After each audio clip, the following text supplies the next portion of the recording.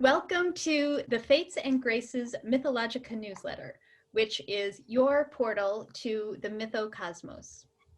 I'm Joanna Gardner, and I'm here today with Stephanie Zajchowski from the Fates and Graces. Hello, everybody. And we are doing a video article for this month's newsletter with our special guest, Dr. Karin Zirk, who has a new novel out called Falling from the Moon. Welcome, Karin. Hi, everyone. It's great to be here. It's great to have you here. So what we're going to do today is we have a few questions we're going to talk with Karin about, and then we'll tell you how you can get your copy of Falling from the Moon. So Karin, our first question for you today, tell us what it's like to be a mythologist who is also a myth maker. Well, I think the myth making came before being a mythologist, because I started creating my own mythic worlds long before I even knew what mythology was. I grew up reading stories and experiencing visual and performing art, and actively participated in the culture crafting that was going on in the 1970s. From Rastafarianism to punk rock, the civil rights, women and gay liberation movements. And, you know, I just kind of grew up in this era where everybody around me was creating myths, or creating a new narrative for their lives. And so I jumped in both feet first. I love it. I love that phrase, culture crafting, and how it goes with myth making, the alliteration of both culture crafting, myth making. I love it. Yeah. So I didn't really start the formal study of mythology till about 15 years ago.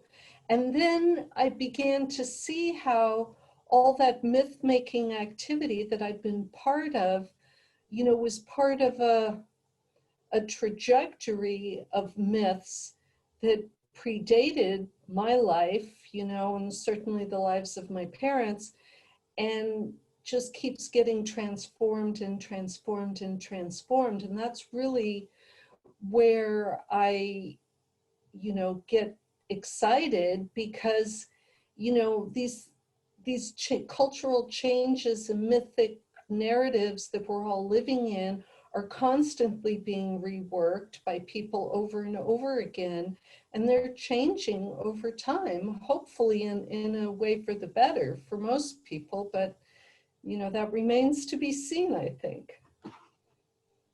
Yeah, I think so. Well, and it points, for me, it underscores, you know, our participation in how myths are changing, and the opportunity to make the myths that we choose. What myths, Karin, inspire you as a fiction writer?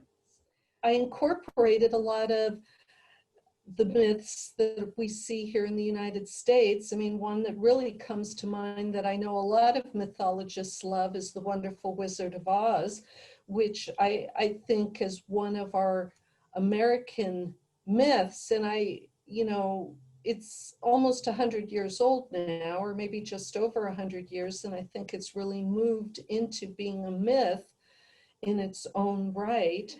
Well, let's focus in on this myth right here.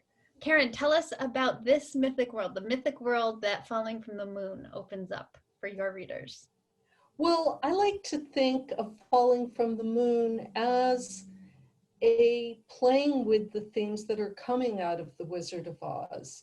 You know, this idea of a young woman's journey, trying to find home, which is really a journey to try and find herself.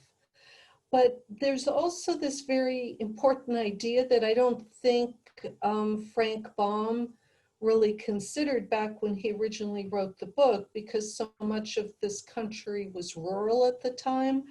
But now that we're in a more urbanized culture, this idea of embodied experiences in nature, I think, really changes how people react to situations, how people react to each other, what people think and feel. Because when you're out in nature, you can feel the rhythms of nature in a way that's really hard to see when you're sitting in front of a computer all day long.